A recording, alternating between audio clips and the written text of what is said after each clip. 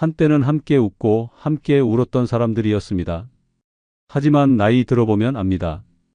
그 모든 관계는 상황에 따라 바뀌는 모래성일 뿐이었다는 걸. 내가 약해지면 멀어지고, 내가 외로우면 조용해지고, 내가 무너지면 아무도 남지 않습니다. 그래서 이제는 인연을 끊는 용기가 필요한 때입니다. 오늘 영상에서는 부질없는 인연 다 끊고 혼자 사는 게 왜 최고인지 낱낱이 파헤쳐 드리겠습니다. 끝까지 보시면 진심으로 깨닫게 됩니다. 부질없는 인연 다 끊고 혼자 사는 게 최고인 첫 번째 이유는 좋은 척 안 하고 억지 미소 안 지어도 되기 때문입니다. 나이 들어 인간관계에서 가장 지치는 건 진심이 아니라 연기입니다. 상대가 싫어도 웃어야 하고 듣기 싫은 말에도 고개를 끄덕여야 하며 다신 보고 싶지 않은 얼굴에도 다음에 또 봐요라고 인사해야 하는 그 상황 자체가 고문입니다. 늙어서는 체력이 부족해서가 아니라 이 가식이 버거워서 사람을 멀리하게 됩니다. 억지로 감정을 숨기고 억지로 분위기를 맞춰주고 억지로 웃는 시간이 많을수록 수명은 깎여 나갑니다. 특히 나이 들수록 감정 소모는 몸의 면역력과 직결되기 때문에 하루 종일 좋은 척하며 지내는 사람일수록 밤에 혼자 있을 때 이유 없이 허탈하고 분노가 올라옵니다. 나는 왜 이 나이에도 저 사람 기분을 맞춰줘야 하지? 라는 생각이 머리를 치고 지나갈 때 늦었다고 느끼는 바로 그 순간부터 외로움이 아니라 자유를 향해 나아가야 합니다. 관계를 유지하기 위해 끊임없이 나를 부정하고 듣기 싫은 말을 웃으며 받아들이고 가짜 공감과 가짜 관심을 주고받는 일상은 결국 나라는 존재를 지워버립니다. 특히 가족이라는 이름으로 얽힌 관계는 더욱 무섭습니다. 아무리 지쳐도 아무리 원망스러워도 끊을 수 없다는 착각이 사람을 지옥으로 끌고 갑니다. 하지만 깨달아야 합니다. 이 세상에 끊으면 안 되는 인연은 없습니다. 내 마음의 평화를 깨는 순간부터 그 인연은 독입니다. 서울 양천구에 사는 정선희 씨는 30년 지기 친구와의 관계를 끊은 뒤 처음으로 편안한 일상을 맞이했습니다. 둘은 늘 함께 식사를 하고 여행도 가고 명절이면 서로의 가족까지 챙기며 가까운 사이를 유지해 왔습니다. 문제는 그 친구가 언제부터인가 선희 씨를 들러리로 취급하기 시작한 시점부터 시작됐습니다. 식당에서 늘 자리를 정하고 메뉴를 고르고 선희 씨의 말은 끊고 자신의 이야기를 하기에 급급했습니다. 처음엔 그냥 참았습니다. 이 정도는 감수할 수 있어라고 생각했습니다. 하지만 점점 더 무례해지고 만날 때마다 기분이 상하는 일이 반복됐습니다. 그러던 어느 날 함께 백화점에서 식사를 하던 중 친구는 아무렇지도 않게 말했습니다. 넌 성격이 좀 심심해서 내가 없으면 사람 못 만날 거야. 그 순간 선희 씨는 깨달았습니다. 이건 친구가 아니라 감정 착취자라는 사실을. 그날 이후 연락을 끊었습니다. 이후 처음엔 허전하고 불안했지만 놀랍게도 매일매일이 편해졌습니다. 억지로 꾸미지 않아도 되고 눈치 보지 않아도 되고 누구에게도 맞출 필요 없는 삶이 시작된 것입니다. 지금 선희 씨는 이렇게 말합니다. 나는 이제 진짜 내 얼굴로 웃고 진짜 내 기분으로 하루를 살아갑니다. 좋은 척을 안 해도 되는 삶은 외롭지 않습니다. 외로운 건 억지로 관계를 유지할 때 생기는 피로일 뿐입니다. 나를 지키는 유일한 방법은 진심이 아닌 사람과는 멀어지는 용기입니다. 늦게라도 끊는 게 정답입니다. 그래야 억지 미소가 사라지고 내 얼굴에도 진짜 웃음이 찾아옵니다. 두 번째 이유는 내 삶에 참견하는 사람 없어 평온하기 때문입니다. 늙어서 가장 괴로운 건 외로움이 아니라 끝도 없이 내 삶에 끼어드는 말들입니다. 그 나이에 그걸 왜 해? 이 나이에 그런 옷은 좀 그렇지 않아? 내 자식한테 그걸 다 해줘? 돈을 왜 거기다 쓰니? 같은 말들은 조언처럼 보이지만 사실상 독설입니다. 걱정이란 포장으로 던지는 비수입니다. 이런 말들 속에는 애정이 없습니다. 오히려 통제하려는 욕망과 판단하려는 우월감만 가득합니다. 나이 들수록 내 삶을 내가 통제하고 싶은 마음은 더 커지는데 주변은 오히려 반대로 내 일에 손을 대고 내 선택을 비웃고 내 결정에 태클을 겁니다. 사소한 음식 취향부터 가구 배치, TV 채널, 외출 시간, 휴대폰 문자 하나까지 시시콜콜 간섭받다 보면 어느 순간 내 삶에서 나는 사라지고 그들만 남습니다. 가족이든 친구든 함께 살면 더 행복해질 줄 알았지만 현실은 다릅니다. 함께 사는 순간 내 선택은 사라집니다. 아무리 편한 사이라도 사람과 사람 사이엔 간섭이 생기고 그 간섭은 시간이 흐를수록 깊고 날카로워집니다. 나를 걱정한다는 이유로 삶을 통제하려 드는 사람을 가까이 두는 순간 나는 더 이상 주체가 아닌 피동적인 존재가 됩니다. 결국 내가 원하는 것, 내가 좋아하는 것, 내가 되고 싶은 삶은 그 관계 안에서 허락받아야만 가능한 일이 됩니다. 삶의 주도권을 뺏긴 채 이렇게 사는 게 맞을까? 라는 불안감에 하루하루를 허비하게 됩니다. 하지만 관계를 끊는 순간 세상은 달라집니다. 갑자기 조용해지고, 갑자기 자유로워지고, 갑자기 마음이 평온해집니다. 방 안에 있는 물건의 위치 하나도, 오늘 점심으로 뭘 먹을지도 전부 내 맘대로 정할 수 있는 삶. 그것이 진짜 평화입니다. 대전 서구에 사는 오순남 씨는 2년 전까지만 해도 둘째 며느리와 함께 살고 있었습니다. 큰아들은 외국에 있어 현실적으로 같이 살 수 없어 둘째 아들과 합가를 결정했지만 그 선택이 인생 최대의 후회로 남게 됐습니다. 처음엔 다정했습니다. 며느리는 장을 봐주고 말벗도 대어주고 집안일도 나눠서 했습니다. 하지만 시간이 지날수록 며느리의 말이 조금씩 바뀌기 시작했습니다. 어머님, 저녁은 조금만 드세요. 살찌면 혈압 오르잖아요. 그 옷 말고 이 옷 입으세요. 이게 훨씬 단정해요. 친구분들 너무 자주 오시는 것 같아요. 조용히 좀 지내셨으면 좋겠어요. 이 모든 말들이 겉으로는 걱정이고 배려였습니다. 하지만 실상은 통제였습니다. 자신의 식단대로 음식을 맞추고 외출 시간에 잔소리를 하고 심지어 오순남 씨 휴대폰을 몰래 보면서 연락처도 정리했습니다. 결정적인 계기는 오순남 씨가 여행을 가려 했던 어느 날이었습니다. 며느리는 단호하게 말했습니다. 지금 집안 분위기가 그런 데가 아니에요. 여행은 다음에 가세요. 순남 씨는 말없이 방에 들어가 문을 닫았습니다. 그날 밤 한참을 고민하다 새벽에 조용히 가방을 쌌습니다. 아들 집을 나와 작은 원룸을 얻고 지금은 혼자 삽니다. 처음에는 막막했습니다. 하지만 이제는 단호히 말합니다. 이제야 내 인생을 내가 살고 있는 것 같아요. 누가 나한테 뭘 하지 말라고 말하지 않아요. 이 평온이 이렇게 값진 줄 몰랐습니다. 간섭 없는 삶이 진정한 자유입니다. 참견받지 않는 하루가 진짜 힐링입니다. 부질없는 인연을 끊는 순간 그 누구도 내 삶의 조종관을 잡을 수 없게 됩니다. 그때부터 내가 사는 인생은 남이 아닌 나를 위한 인생이 됩니다. 이 평온이야말로 혼자 사는 삶의 가장 강력한 축복입니다. 세 번째 이유는 필요한 인연은 자연스럽게 다시 찾아오기 때문입니다. 억지로 이어가는 관계는 결국 나를 갉아먹습니다. 연락을 먼저 하지 않으면 끊기고 선물을 하지 않으면 잊히고 속을 털어놓으면 험담의 도마 위에 올라갑니다.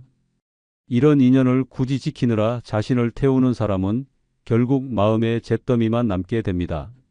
하지만 의외로 진짜 소중한 사람은 내가 연락을 끊고 혼자 살겠다고 마음먹는 순간 더 선명하게 드러납니다. 인연은 억지로 붙잡을수록 흐려지고 놓아줄수록 진짜만 남습니다. 진심이 있는 사람은 멀어져도 다시 돌아오고 계산적인 인연은 아무리 붙들어도 끝내 떠납니다. 혼자 있는 시간을 견딜 수 있어야 그 빈자리에 진짜 사람이 들어옵니다. 무조건적인 친절은 나를 이용하려는 사람을 끌어들이고 침묵 속에서 진짜 친구는 그 침묵을 뚫고 다가옵니다. 고요한 방 안, 울리지 않는 전화기, 찾아오지 않는 사람들 앞에서 우리는 절망을 느낍니다. 하지만 그건 비로소 불순물을 걸러내는 시간입니다. 누구도 찾아오지 않는 그 시간 속에서 진짜 인연은 나를 걱정해주고 나를 찾고 조심스럽게 문을 두드립니다. 억지로 연결된 관계는 결국 끊어질 운명이었습니다. 진짜 인연은 기다릴 줄 압니다. 침묵도 견디고 상처도 보듬고 시간이 흘러도 잊지 않습니다.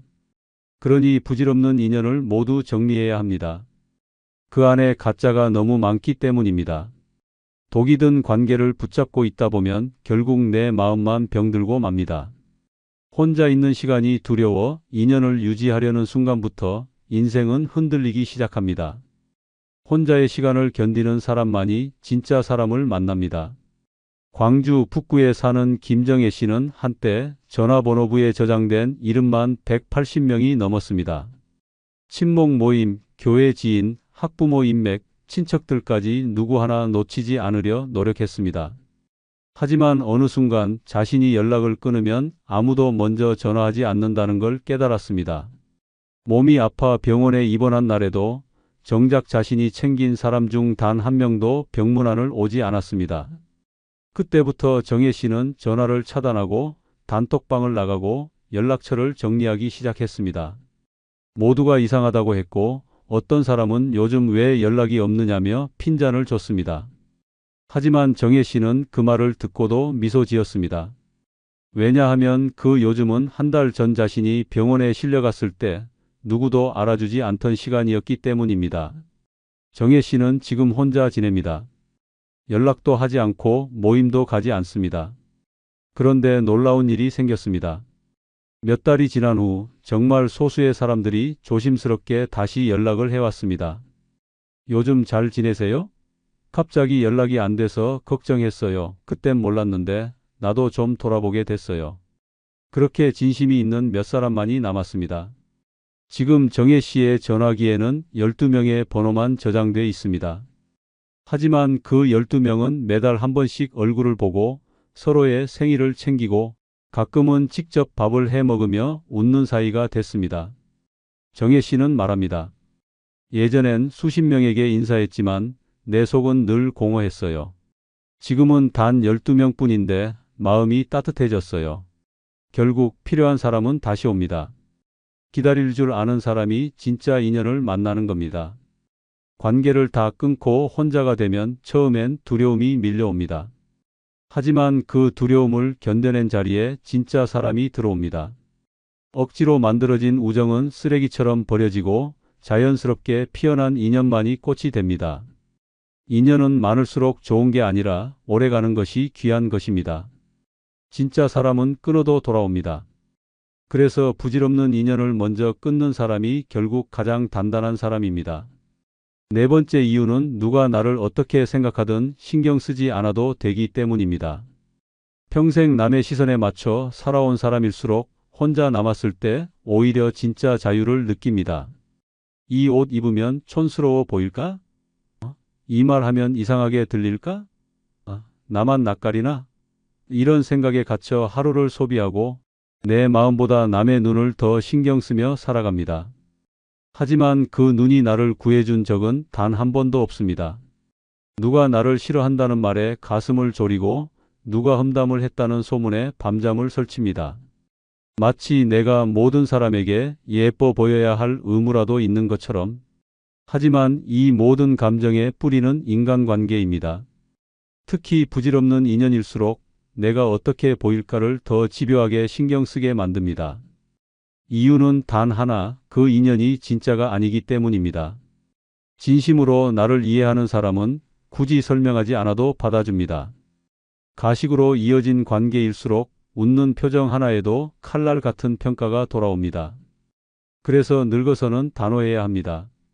누구 눈치도 보지 않고 아무 말에도 휘청이지 않기 위해서 먼저 인연을 정리해야 합니다.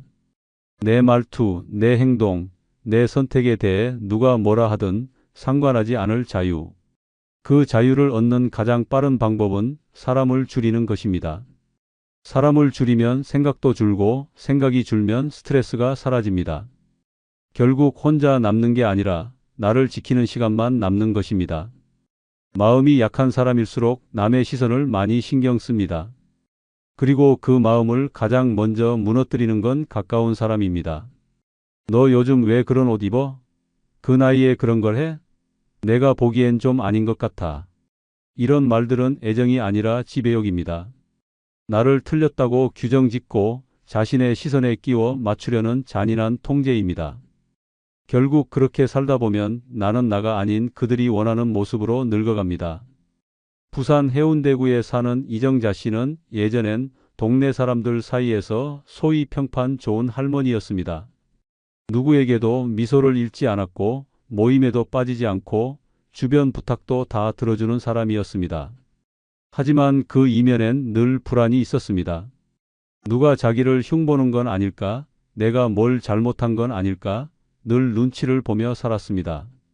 그러던 어느 날 정자 씨는 유방암 초기 판정을 받았습니다. 수술을 받고 회복 중이던 시기 정자 씨는 사람들의 시선을 피하기 시작했습니다. 머리가 빠지고 얼굴이 변하자 그동안 자신이 애써 쌓아온 좋은 이미지가 무너질까 두려웠습니다. 그런데 이상한 일이 생겼습니다. 그렇게 외출을 끊고 모임을 거절하자 오히려 마음이 편해졌습니다. 화장하지 않아도 되고 멋을 부리지 않아도 되고 좋은 말 하지 않아도 되는 시간이 찾아온 것입니다. 정자 씨는 그때 처음으로 내가 지금까지 뭐에 매여 있었던 걸까라는 생각을 했습니다. 그리고 결정했습니다. 다시는 남의 시선을 신경 쓰며 살지 않겠다고. 지금 정자 씨는 짧은 머리에 편한 옷을 입고 혼자 책 읽고 걷는 시간을 즐깁니다. 그리고 말합니다. 그때 알았어요. 나를 가장 괴롭히는 건 남이 아니라 남을 신경 쓰는 내 마음이었다는 걸. 남의 눈치를 보지 않아도 되는 삶은 생각보다 빠르게 치유를 가져옵니다. 관계를 끊는 순간 사람들의 평가가 들리지 않게 됩니다. 그리고 그 빈자리에 비로소 내가 나를 있는 그대로 바라보는 눈이 생깁니다. 그 눈은 단 한 번도 나를 깎아내리지 않습니다. 그래서 혼자 사는 게 진짜 자유입니다. 누가 뭐라고 해도 나는 나답게 있는 그대로 살아갈 수 있기 때문입니다. 부질없는 인연 다 끊고 혼자 사는 게 최고인 5번째 이유는 오로지 나를 위해서만 돈을 쓸 수 있기 때문입니다. 늙어서 가장 억울한 순간은 통장에 돈이 있음에도 내 마음대로 쓰지 못할 때입니다. 내가 번 돈인데도 자식 눈치 보느라 사고 싶은 옷 하나 못 사고 친구들 체면 맞추느라 안 가도 될 식당에서 억지로 밥값 내고 누가 아프다 하면 자동처럼 지갑 열어야 하는 삶은 결국 나를 가난하게 만드는 지옥입니다. 돈은 숫자가 아니라 자유입니다. 하지만 그 자유를 가장 먼저 빼앗는 것이 바로 부질없는 인연입니다. 생색내는 친척, 손 벌리는 지인, 도와줬던 걸 당연하게 여기는 사람들. 이런 사람들 사이에선 돈이 흐르는 게 아니라 감정 착취가 반복됩니다. 아무리 모아도 채워지지 않고 아무리 아껴도 남지 않는 이유는 단 하나, 내가 아닌 남을 위해 돈을 쓰기 때문입니다. 특히 노년에 접어들면 마지막까지 남 좋은 일만 하다 끝난다는 말이 뼈처럼 박히게 됩니다. 친구 생일 챙기느라, 조카 결혼식 가느라, 며느리 생일 선물 사느라 정작 내 건강검진비는 미루고 내 신발은 낡아도 그냥 신습니다. 그렇게 나는 점점 사라지고 내 돈은 남의 손에 흘러갑니다. 관계는 남았지만 내 삶은 텅 비어갑니다. 그러나 인연을 끊는 순간 돈이 남기 시작합니다. 한 달에 몇 번 나가던 약속이 사라지면 택시비와 밥값이 아껴집니다. 소모적인 선물 대신 내가 먹고 싶은 고기를 사 먹고 내가 입고 싶은 옷을 고르게 됩니다. 평생 남만 챙기며 살았던 사람이 처음으로 나를 위해 쓰는 돈이라는 걸 배우는 순간 인생이 새롭게 시작됩니다. 그때 비로소 돈이 편안해지고 마음도 평온해집니다.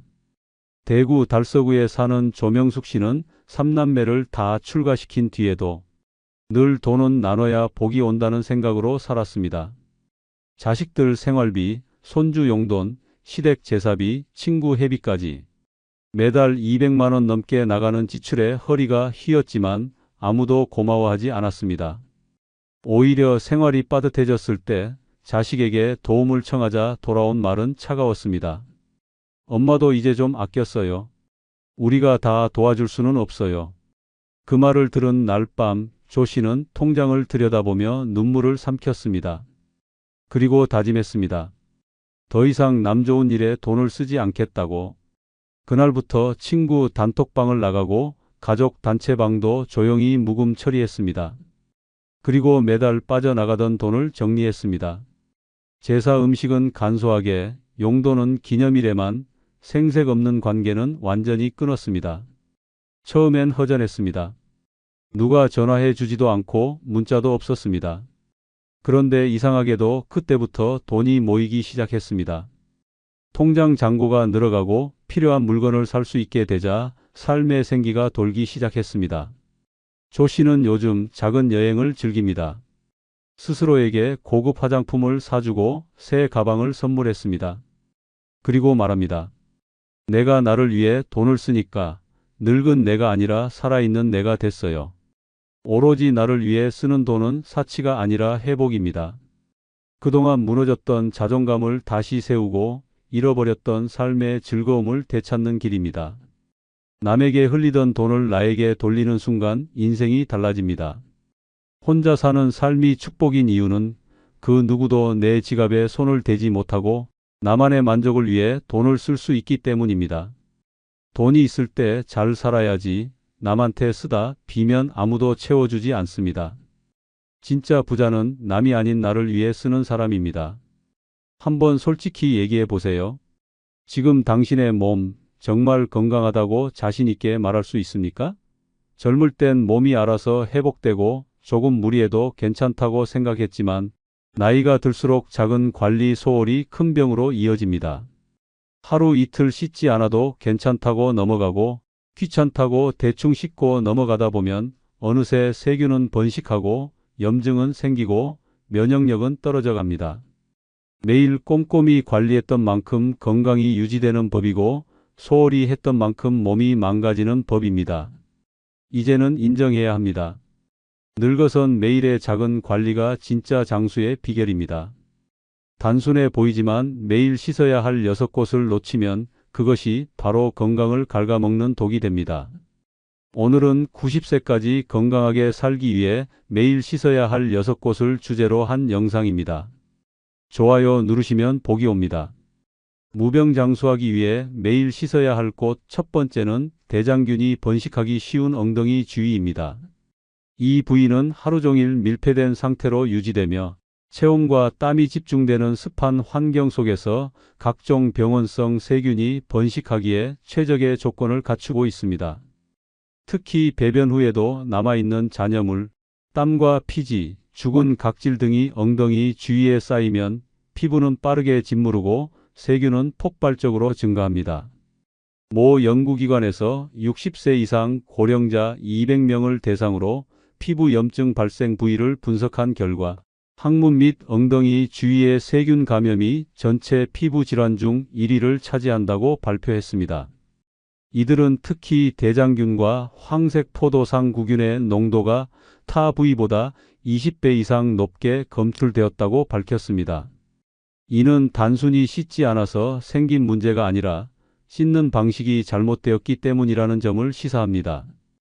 연세대학교 세브란스 병원 감염내과에서는 고령자의 경우 피부 장벽이 약해져 있기 때문에 대장균이 항문 주위 피부를 뚫고 들어가 혈류를 타게 되면 폐혈증과 전신염증 반응 증후군으로 사망에 이를 수 있다고 경고합니다. 실제로 항문 주변의 습진, 농양, 치루, 항문 소양증은 대부분 부적절한 세정 습관에서 비롯된다는 의학적 결과도 존재합니다. 서울 강동구에 사는 정 씨는 평소 샤워는 매일 하지만 엉덩이 주위는 남자 체면에 너무 꼼꼼하면 찝찝해 보인다는 이유로 손이 닿지 않는 곳은 그냥 물로 헹구는 수준에 그쳤습니다. 어느 날부터 항문 주변이 가렵고 붓기 시작했고 급기야 피가 비치며 앉기도 어려운 고통이 찾아왔습니다. 병원에서는 항문 농양 진단이 내려졌고 의사는 CT를 보여주며 말했습니다. 이 고름이 더 깊어지면 직장과 연결돼 대변 누출 증상까지 생길 수 있습니다. 지금 수술 안 하면 큰일 납니다. 정 씨는 전신 마취 후 항문 절개 수술을 받았고 이후 6주간은 통증에 시달리며 항생제와 소염제를 복용해야 했습니다. 치료비로는 180만 원 이상이 들었고 일상생활 복귀까지 2개월이 걸렸습니다. 그는 퇴원하면서 지인들에게 이렇게 말했습니다. 씻을 때 그냥 물로만 대충 헹궈도 괜찮다고 생각했는데 그게 내 몸을 망가뜨린 지름길이었다. 이처럼 단 한 번의 소홀함이 평생 고통을 불러올 수 있습니다. 특히 60대 이후는 면역력과 피부 재생력이 급격히 떨어지기 때문에 세균 감염이 빠르게 확산됩니다. 물로만 헹구는 세정은 오히려 세균을 피부 깊숙이 눌러 담는 것과 같으며 반드시 비누와 손을 이용해 엉덩이 주위를 직접 꼼꼼히 문질러 닦는 습관이 필요합니다. 위생은 체면보다 중요하며 엉덩이 주위를 소홀히 다루는 순간 당신의 건강은 눈에 보이지 않게 무너지고 있습니다.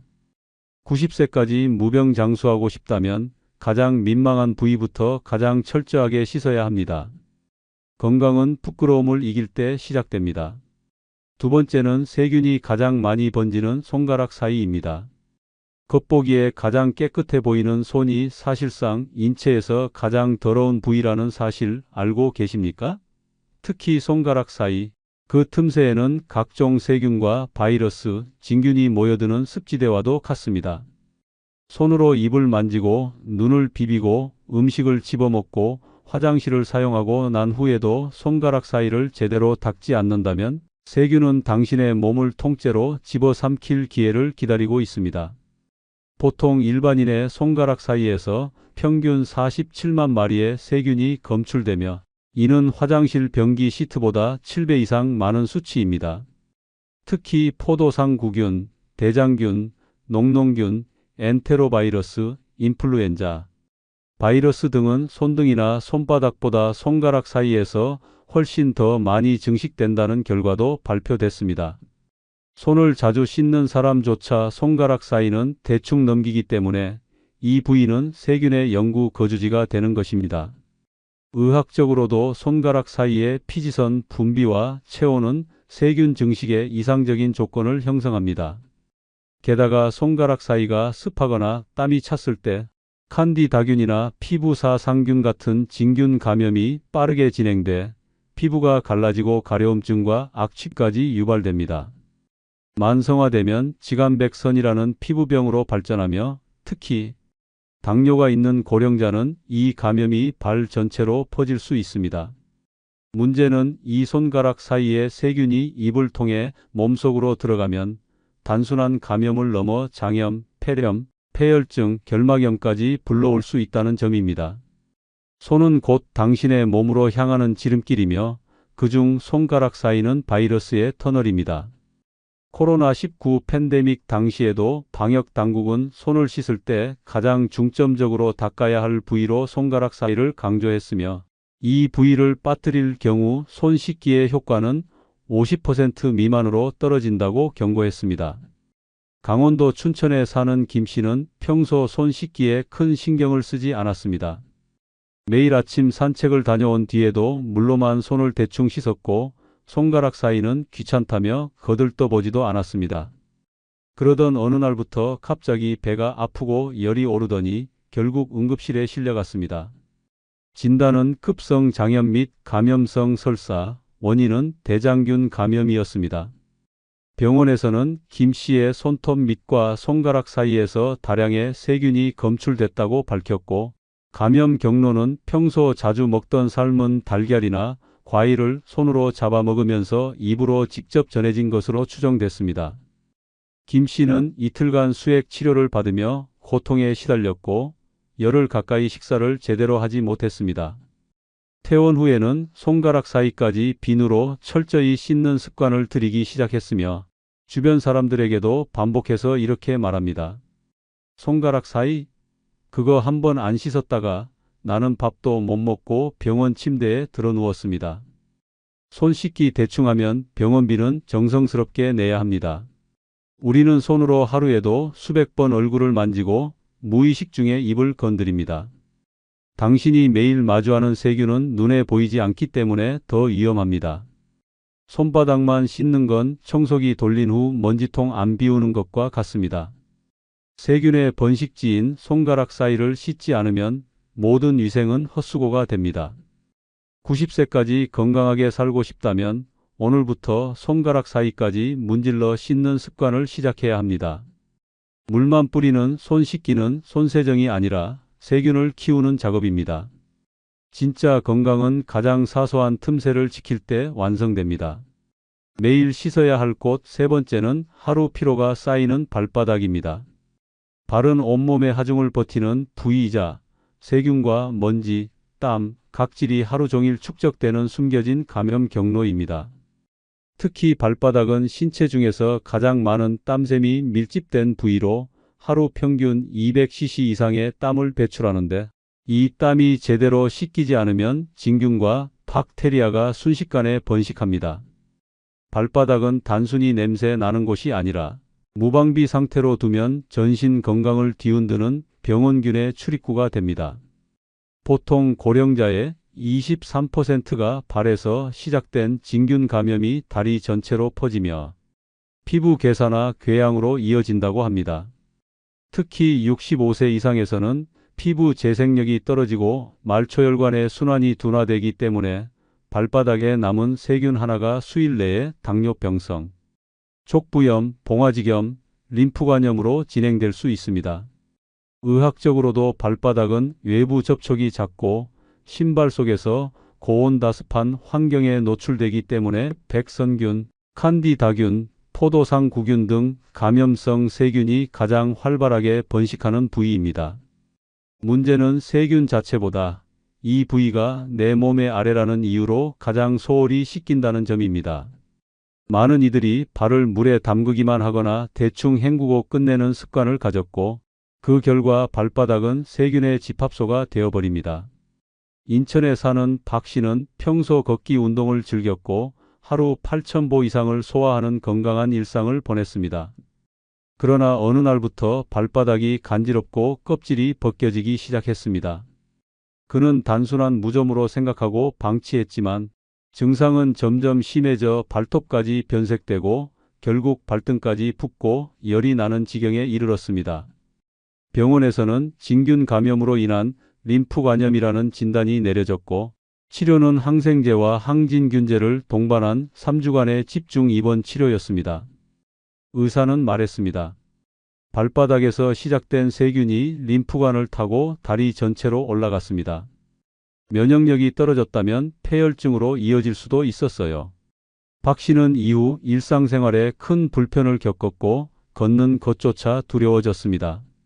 그는 태어나면서 주변 사람들에게 발바닥 매일 씻는다고 생각했지만 손으로 비비며 닦은 적은 한 번도 없었다며 대충 헹군 물 몇 방울로 건강을 지킬 수 있다고 착각한 내가 바보였다고 고백했습니다. 이처럼 발바닥은 단순한 신체의 말단이 아니라 면역력과 직결된 위험지대입니다. 하루 동안 온갖 먼지와 균, 땀과 피로가 쌓이는 이 부위를 제대로 씻지 않으면 발뿐만 아니라 몸 전체가 병드는 결과를 초래합니다. 샤워 시 발을 물에 담그는 것만으로는 아무 효과가 없습니다.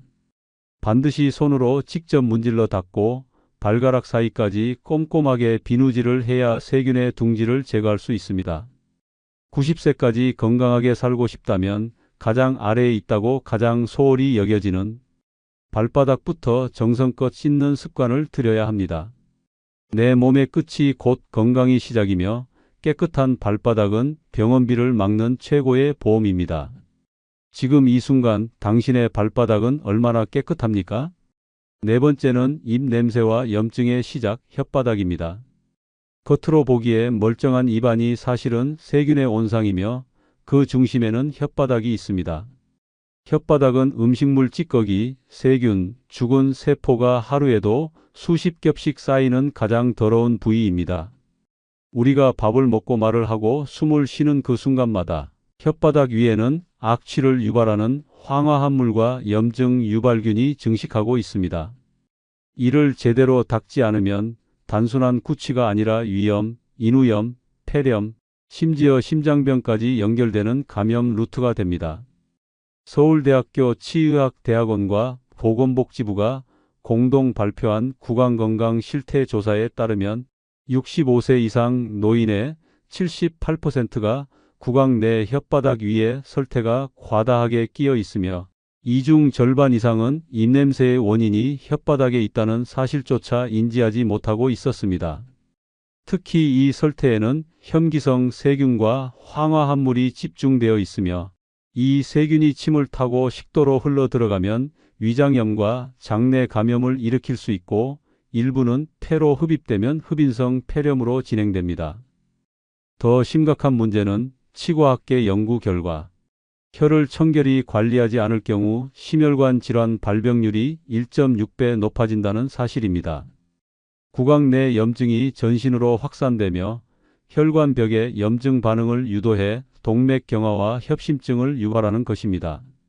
즉, 혓바닥을 닦지 않는 건 단순한 구취 문제가 아니라 심장을 망가뜨릴 수 있는 습관인 셈입니다. 대전에서 혼자 사는 이 씨는 평소 양치질은 성실하게 했지만 혓바닥은 한 번도 신경 써본 적이 없었습니다.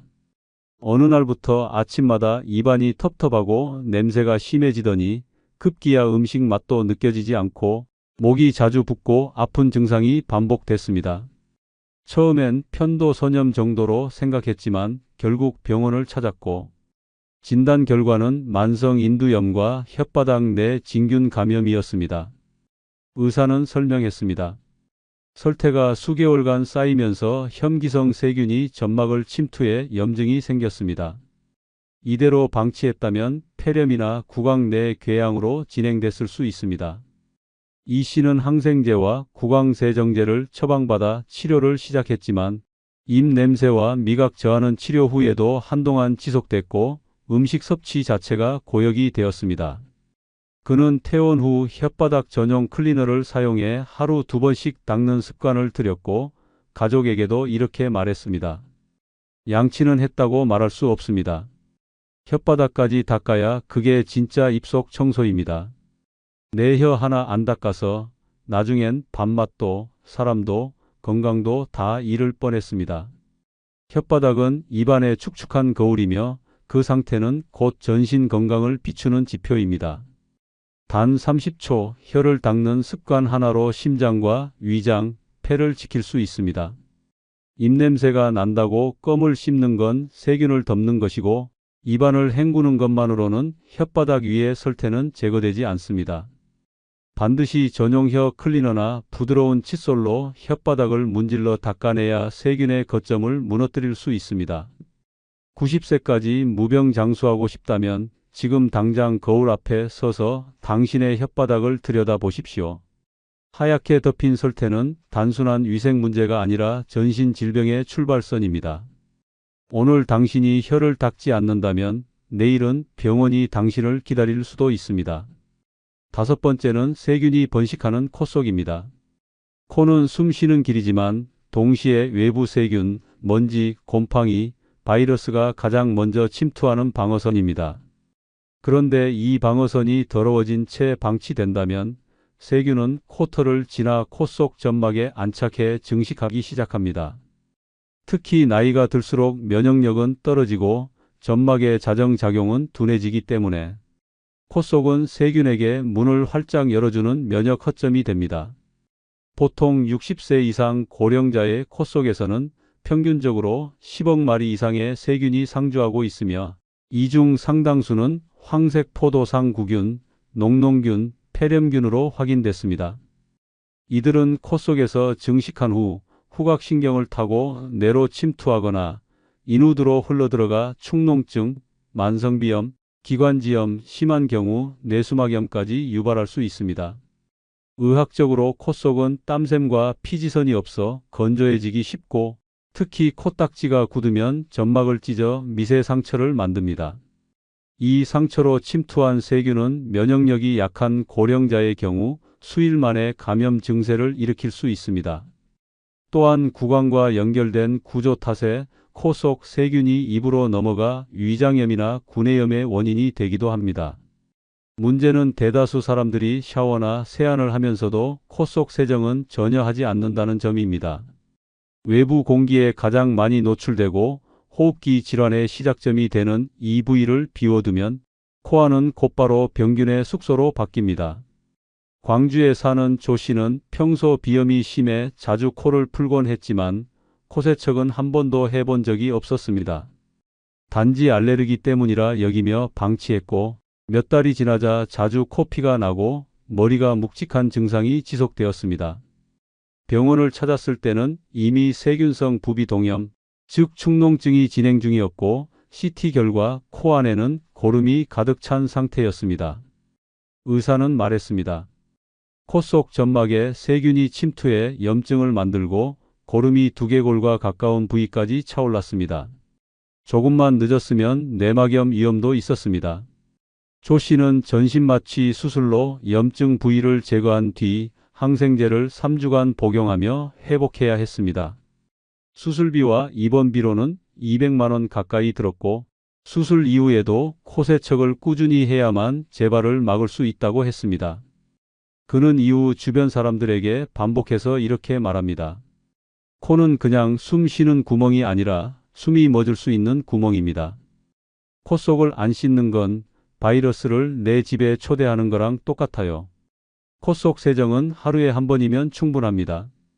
생리식 염수나 전용 코세척기를 활용해 따뜻한 물로 코 속을 부드럽게 씻어내면 점막이 건강해지고 세균 번식도 차단됩니다. 무엇보다 감기, 비염, 축농증을 막을 수 있는 가장 간단하고 확실한 예방책입니다. 90세까지 건강하게 살고 싶다면 오늘부터 코 속을 숨 쉬는 통로가 아닌 청소해야 할 통로로 인식해야 합니다. 입 닫고 코 청소 안 하면 결국 병원 문을 열게 됩니다. 작은 코 구멍 안에 세균 하나가 당신의 수명을 깎아내릴 수 있습니다. 건강의 첫 숨은 깨끗한 코에서 시작됩니다. 무병장수하기 위해 매일 씻어야 할 곳 6번째는 세균이 쌓이기 쉬운 배꼽입니다. 사람들은 샤워할 때 얼굴, 겨드랑이, 발바닥은 열심히 닦으면서도 정작 배꼽은 대충 물로 헹구거나 아예 손도 대지 않습니다.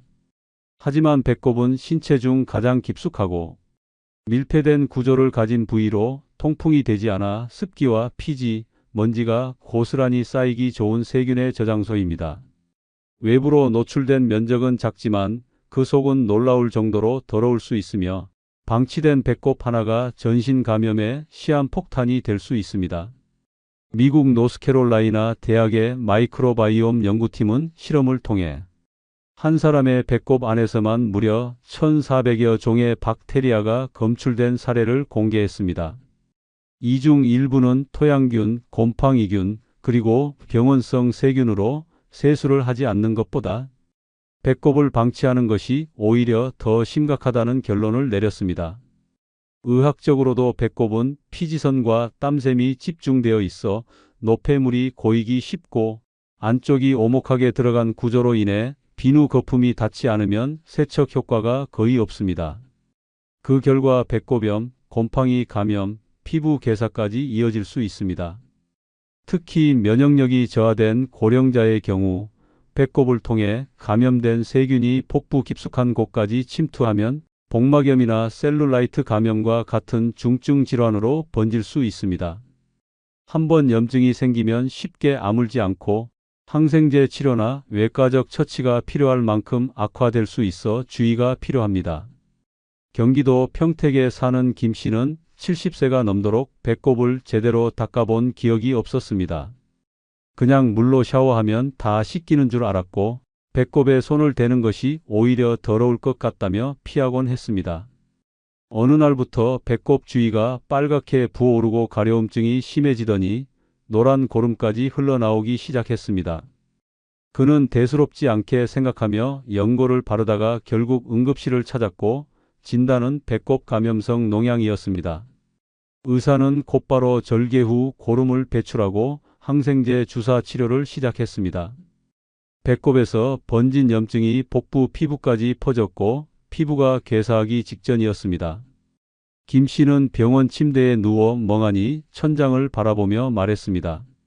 평생 씻었다고 생각했는데 정작 중요한 곳 하나 안 닦아서 이런 꼴이 날 줄 몰랐습니다.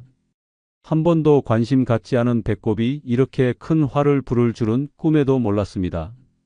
퇴원 후 그는 매일 아침 샤워할 때마다 면봉에 소독한 물을 묻혀 배꼽을 닦는 습관을 들였습니다. 이제는 가족들에게도 배꼽은 세균의 동굴이다. 청소 안 하면 곧 지옥문 열린다고 농담처럼 말합니다. 하지만 그 말에는 병원비 100만 원과 2주간의 고통이 고스란히 녹아 있습니다. 배꼽은 더럽기 때문에 닦는 것이 아니라 닦지 않으면 병든다는 사실을 알아야 하기 때문에 닦아야 하는 부위입니다. 물만 뿌리면 아무 소용 없습니다. 면봉이나 손으로 직접 안쪽까지 비누 거품을 묻혀 꼼꼼하게 닦아야 세균의 온상을 제거할 수 있습니다. 90세까지 건강하게 살고 싶다면 지금 당장 배꼽을 들여다 보십시오. 당신의 건강을 갉아먹는 적이 그 안에 숨어 있을 수 있습니다. 외면한다고 사라지지 않습니다. 오히려 방치할수록 배꼽은 당신 몸의 내부에서 조용히 병을 키우고 있을지도 모릅니다. 영상이 끝나면 댓글창에 여러분들의 다양한 의견을 남겨주시기 바랍니다. 아울러 주변 사람들에게 많은 공유 부탁드립니다. 감사합니다. 내가 없으면 아무것도 못할 줄 알았던 자식, 끝까지 곁에 있어줄 줄 알았던 사람.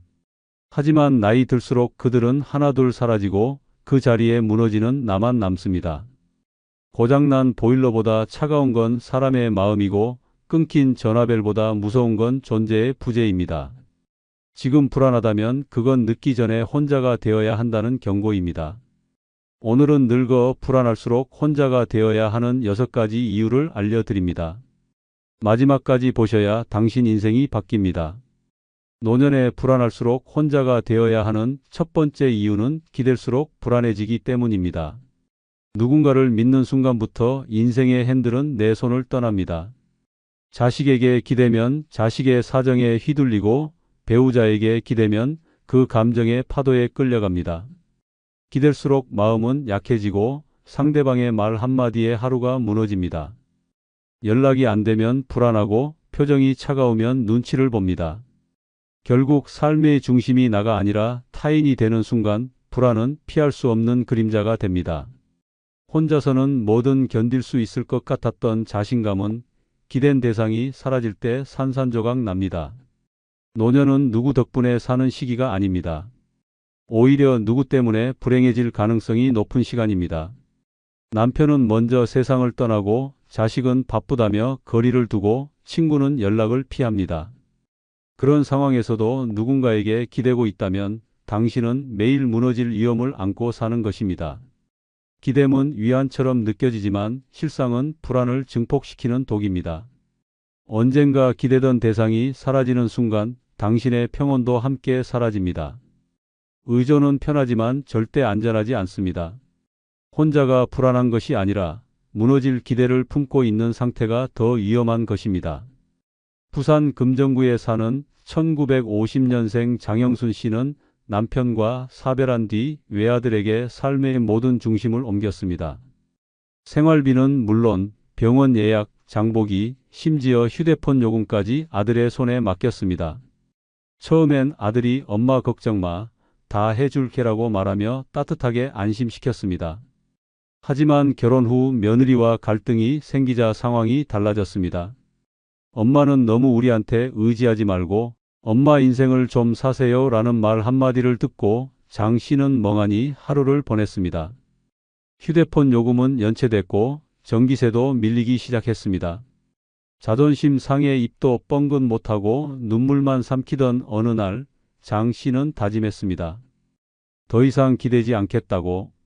그 후 장 씨는 마트를 직접 다니고 온라인 뱅킹을 배웠으며 노인복지관에서 스마트폰 활용 강좌까지 들으며 혼자의 삶을 준비했습니다.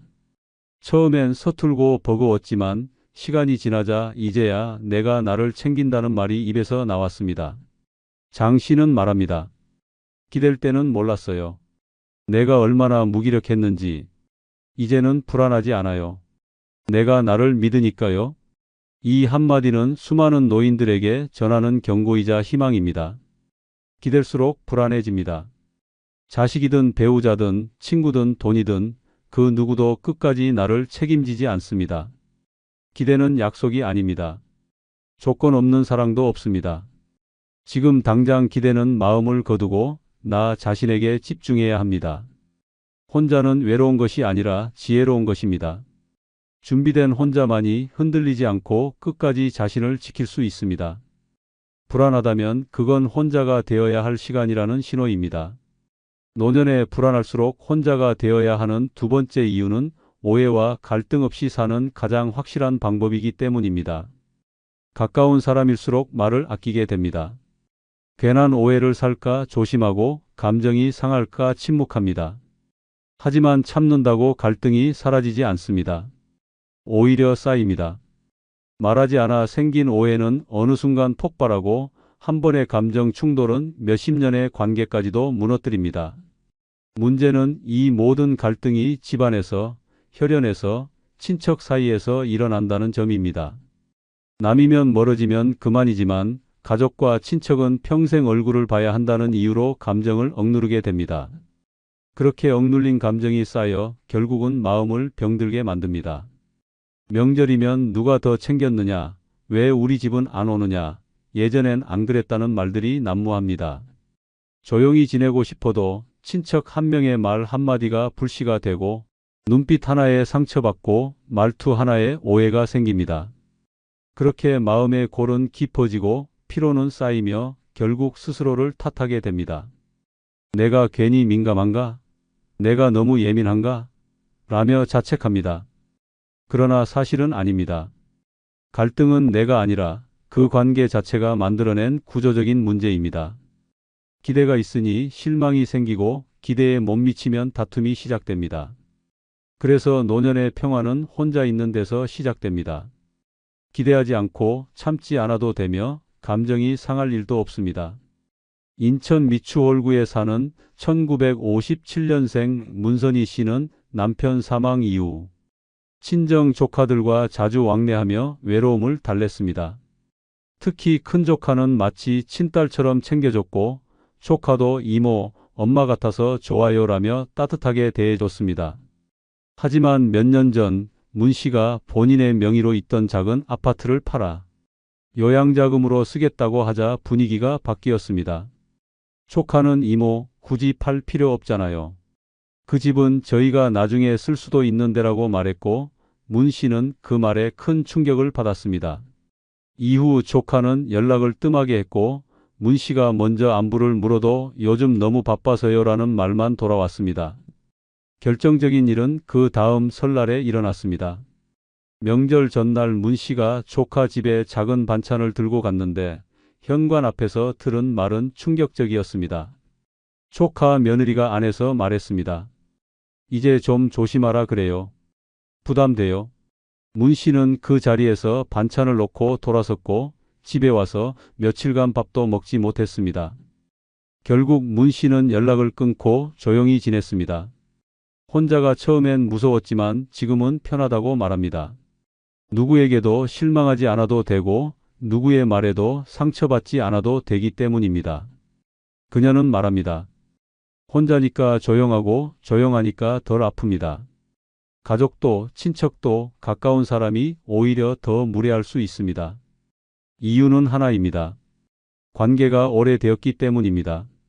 오래된 만큼 멋대로 말하고 함부로 기대하고 자연스럽게 상처를 주기 때문입니다. 오해는 말 한마디에서 생기고 갈등은 기대에서 시작됩니다. 그러니 그 누구와도 엇갈릴 일이 없는 삶을 살고 싶다면 혼자가 되어야 합니다.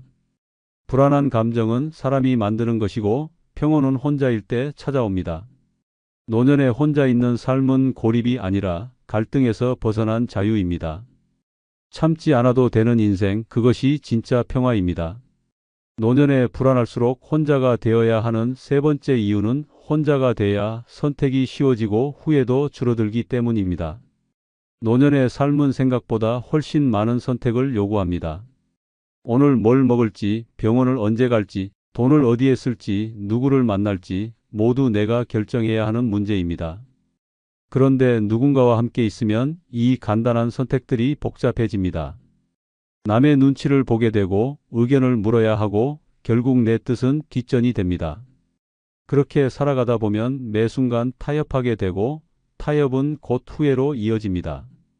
혼자라면 단 10초면 끝날 결정을 함께 살면 하루를 끌고도 상처로 남기기 일쑤입니다. 노년은 더 이상 양보의 시간이 아닙니다. 내 인생의 마지막을 나답게 살아야 하는 시간입니다. 그런데도 여전히 남의 기준에 맞춰 살아간다면 당신의 마지막은 후회와 자책으로 가득할 것입니다.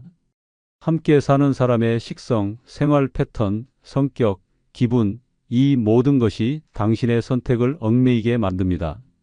외식 한 끼도 혼자일 땐 자유였지만 둘이 되면 불편함이 되고 결국은 피곤함으로 끝납니다. 심지어 아프다는 말 한마디조차 상대가 불편해할까봐 삼켜야 할 때 그 인생이 과연 누구의 것입니까? 혼자 살아야 나를 기준으로 결정할 수 있고 그 결정에 대한 책임도 오롯이 나에게만 있으니 후회도 줄어듭니다. 서울 강동구에 사는 1952년생 이정순 씨는 남편이 세상을 떠난 후 막내딸의 제안으로 함께 살게 되었습니다. 딸은 엄마 이제 걱정하지 마. 같이 살면 편하잖아라고 말했고 이 씨는 덜컥 짐을 옮겼습니다. 문제는 그때부터 시작됐습니다. 뭐 하나 사려 해도 딸의 눈치를 봐야 했고 손주 학원비가 빠듯하다며 용돈도 줄일 수밖에 없었습니다. 심지어 병원 진료 날짜조차 딸의 스케줄에 맞춰야 했습니다. 친구와 나가서 점심을 먹자고 해도 딸은 요즘 물가가 얼마나 비싼데 또 나가요? 라는 말을 했고 그 한마디에 이 씨는 스스로를 자책하며 외출을 미뤘습니다. 결국 이 씨는 어느 날 새벽 몰래 나와 부동산에 들러 조그만 빌라를 계약했습니다. 딸에게는 말도 하지 않은 채 조용히 짐을 챙겨 나왔습니다. 방은 눅눅했고 골목길은 어두웠지만 첫 아침 이 씨는 자신이 먹고 싶은 된장국을 끓이며 말했습니다. 이제야 내 삶을 내가 고른 것 같아요.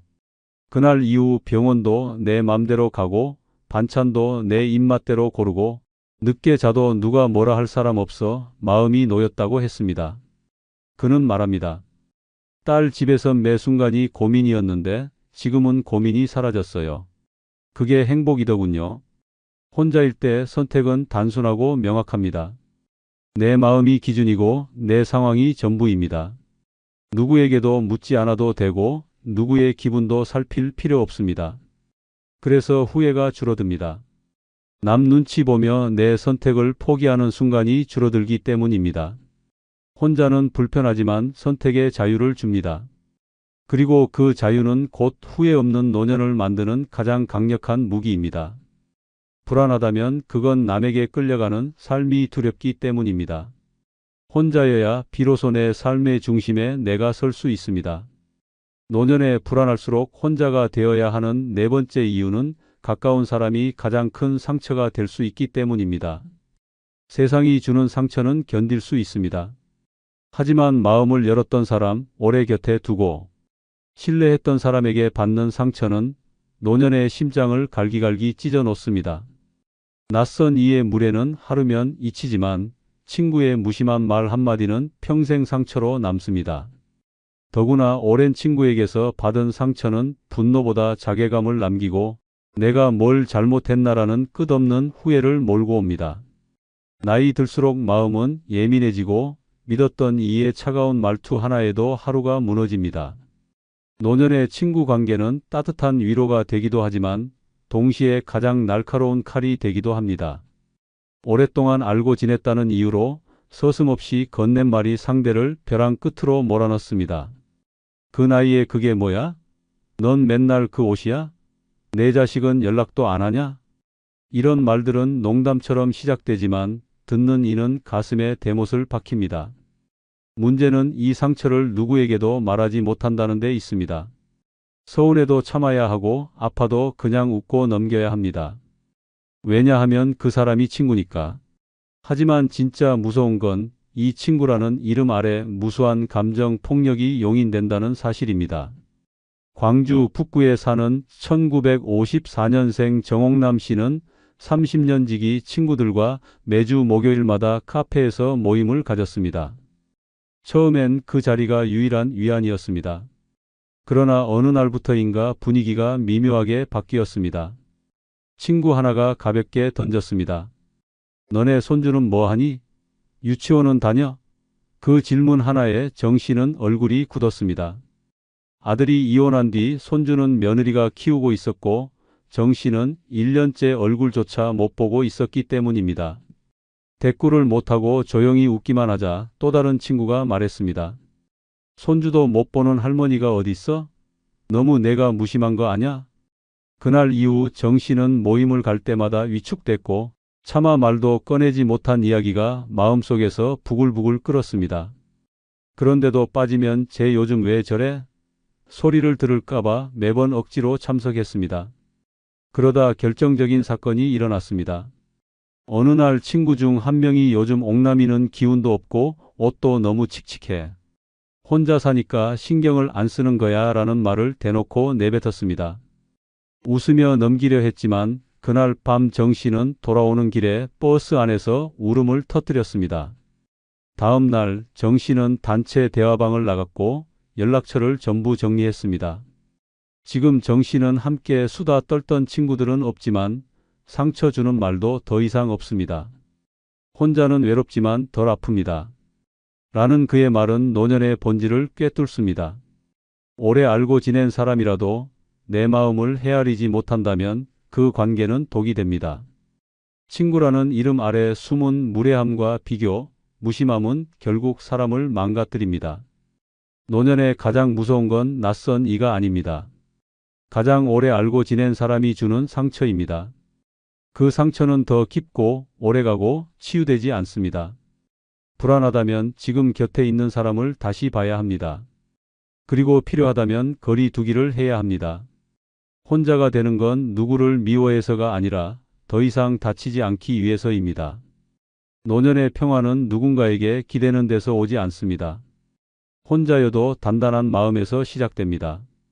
노년에 불안할수록 혼자가 되어야 하는 다섯 번째 이유는 누구 눈치도 안 보고 살 수 있기 때문입니다. 나이 들어 가장 비참한 순간은 잘못한 게 없어도 괜히 눈치를 보게 되는 순간입니다. 말 한마디, 발소리 하나에도 조심하고 냉장고 문 여는 소리조차 누군가 귀찮아할까봐 망설여야 한다면 그 삶은 이미 자유가 없는 감옥입니다. 함께 산다는 이유로, 밥을 늦게 먹었다는 이유로, TV 소리가 크다는 이유로 핀잔을 들어야 한다면 그건 가족이 아니라 감시자와 함께 사는 것입니다. 말끝마다 엄마, 그건 좀이라는 타박, 아버지, 제발 좀이라는 짜증을 들으며 하루를 보내는 것보다 더 외로운 일은 없습니다. 노년은 누구의 눈치도 보지 않아야 편안해지는 시기입니다. 내가 늦게 자든 아침을 거르든 하루 종일 TV를 보든 남의 간섭 없이 내 방식대로 사는 삶이야말로 진짜 평화입니다. 그런데 같이 살면 이 기본적인 자유조차 사라집니다. 또 반찬 남기셨어요? 설거지 좀 같이 해주세요. 집에만 있지 말고 운동 좀 하세요 라는 말이 매일 반복됩니다. 간섭이 아닌 척하지만 결국 통제입니다. 나를 걱정하는 게 아니라 자기 기준에 맞춰 나를 바꾸려는 말들입니다. 그리고 그 말 앞에서 우리는 자꾸 작아지고 점점 살아있는 민폐처럼 느껴지기 시작합니다. 그러다 결국 침묵 속에서 천천히 무너집니다. 경남 창원에 사는 1956년생 조정래 씨는 아들 내외와 함께 살았습니다. 며느리는 처음엔 정중했지만 시간이 지날수록 말이 짧아졌습니다. 어느 날 냉장고에서 요구르트를 꺼내 마시자 며느리가 말했습니다. 어머니, 그건 아이 거예요. 그날 이후 조 씨는 뭐 하나 꺼내 먹을 때마다 냉장고 문을 조심스럽게 열었고 물을 끓여 마시고 남긴 반찬은 몰래 버렸습니다. 거실에서 드라마를 볼 땐 이어폰을 꽂고 화장실은 모두 자고 난 후에야 갔습니다. 집이 아니라 감옥이었습니다. 가장 큰 충격은 손주가 할머니 때문에 집이 시끄러워라고 말했을 때였습니다. 그날 밤 조 씨는 불 꺼진 거실에서 새벽까지 울었습니다. 며칠 뒤 조 씨는 전세금 일부를 빼내 원룸을 계약했습니다. 자식 눈치도 손주 눈치도 없는 작은 공간. 전기장판 위에서 이불 덮고 귤을 까먹으며 본 드라마 한 편이 그렇게 행복할 줄 몰랐다고 말합니다. 이제는 늦게 일어나도 아무 반찬 없이 밥을 먹어도 누가 뭐라고 하지 않습니다. 조 씨는 말합니다. 불을 끄지 않고 자도 되고 밤늦게 라면을 끓여도 되는 삶. 그게 이렇게 큰 자유인 줄 몰랐어요. 그 자유가 오히려 위로보다 더 큰 위안이 되었다고 말합니다. 혼자가 된다는 건 외롭다는 말이 아닙니다. 아무 방해도 없이 나를 중심으로 살아갈 수 있다는 뜻입니다. 눈치 보지 않는 삶은 자신을 지키는 가장 강력한 방패입니다. 매 순간 입 다물고 숨죽이며 사는 삶은 결국 내 인생을 포기하는 것과 다르지 않습니다. 불안하다면 그건 내가 자유롭지 않기 때문입니다. 지금 이 순간 누구 눈치도 보지 않고 내 마음대로 살아가고 싶다면 혼자가 되는 것부터 시작해야 합니다.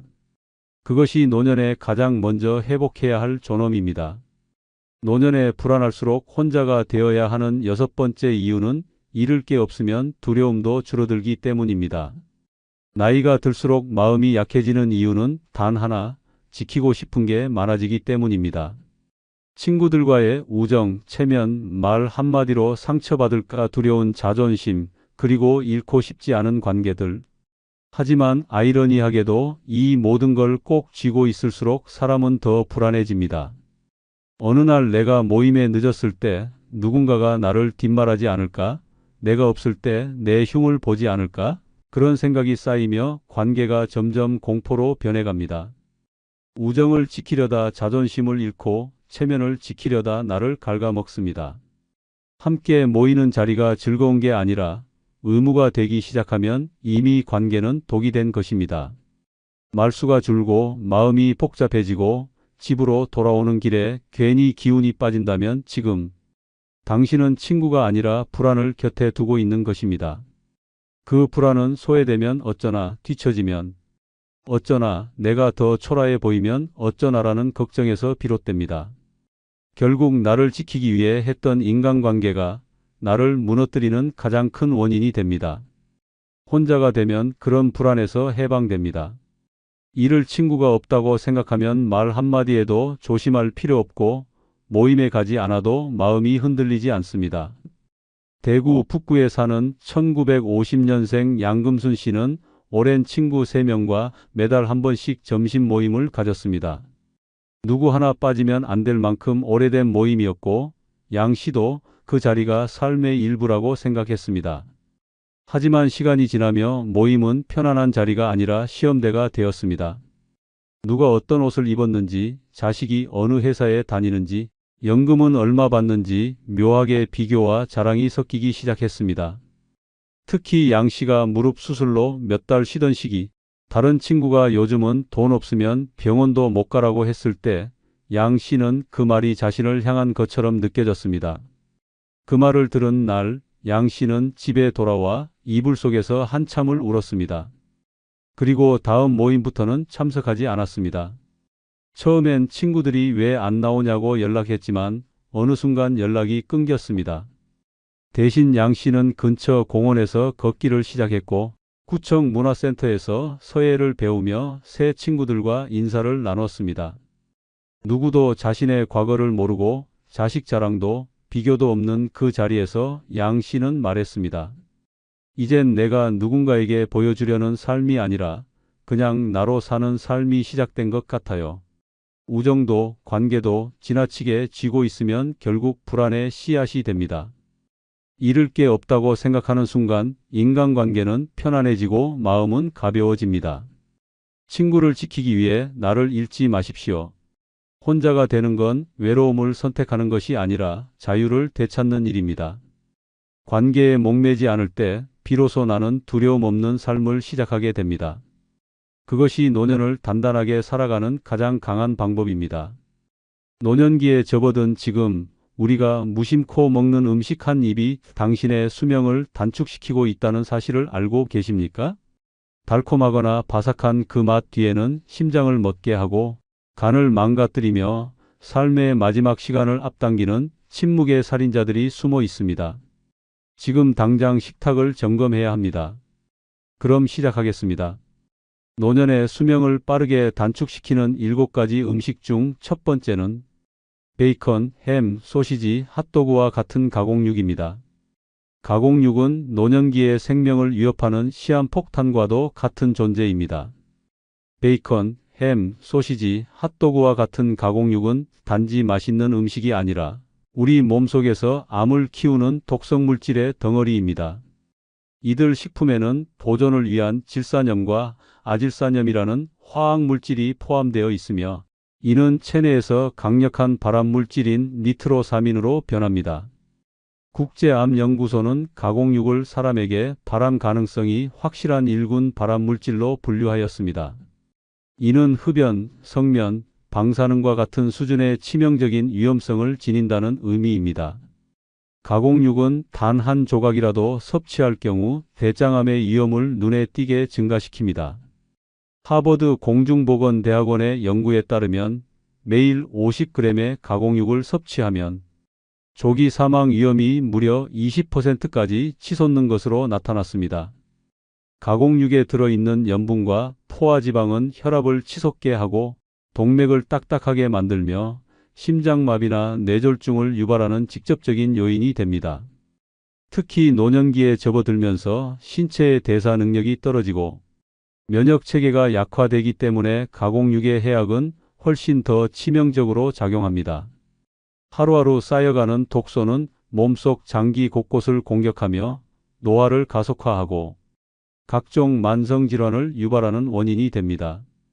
이처럼 가공육은 단순히 식욕을 자극하는 음식이 아니라 당신의 건강을 은밀히 좀먹는 식탁 위의 암살자입니다. 그 위험성은 이미 수많은 학술지와 연구기관에서 경고하고 있으며 세계보건기구 역시 가공육 섭취를 가능한 한 줄일 것을 강력하게 권고하고 있습니다.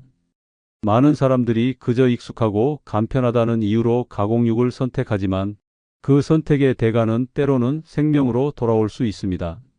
노년기의 건강을 지키고 싶다면 지금 당장 냉장고 속 가공육부터 비워내는 것이 가장 시급한 조치입니다. 60대 후반의 한 남성은 평생을 바쁘게 일하며 살아온 전형적인 한국의 가장이었습니다. 그는 매일 아침 식사 대신 편의점에서 구입한 햄버거나 소시지를 먹었고 저녁에는 소주와 함께 삼겹살 대신 훈제 베이컨을 즐겼습니다. 그의 생활은 규칙적이었지만 그 식단은 조용히 그의 생명을 갉아먹고 있었습니다. 어느 날 갑작스러운 복통으로 병원을 찾았고 의사는 대장 내시경 결과를 보고 말을 잃었습니다. 사기 대장암, 이미 간으로 전이된 상태였습니다. 담담하게 진단을 받아든 그는 의사에게 물었습니다. 왜 내가 이런 병에 걸린 겁니까? 의사의 대답은 차가웠습니다. 가공육 섭취가 원인일 가능성이 큽니다. 그제야 그는 매일 아침 무심코 삼켰던 소시지와 햄이 죽음의 씨앗이었음을 깨달았습니다. 그는 1년을 채 넘기지 못하고 세상을 떠났습니다. 그의 가족은 아직도 냉장고에 남아있던 베이컨 팩을 버리지 못한 채 눈물을 흘립니다. 이것이 가공육이 남긴 참혹한 현실입니다. 식사의 편리함 뒤에는 때로 되돌릴 수 없는 비극이 숨어 있습니다. 지금 당신의 식탁은 안전하십니까? 수명을 빠르게 단축시키는 두 번째 음식은 당분이 지나치게 많은 탄산음료입니다. 탄산음료는 노년기의 건강을 갉아먹는 달콤한 독입니다. 겉보기엔 시원하고 청량한 기분을 주지만 그 이면에는 심장을 조여오고 혈관을 막아버리는 치명적인 독성 물질이 숨어 있습니다. 이 음료 한 잔 속에는 최대 10에서 15티스푼의 설탕이 들어 있으며 이는 하루 권장 섭취량을 훌쩍 넘기는 수준입니다.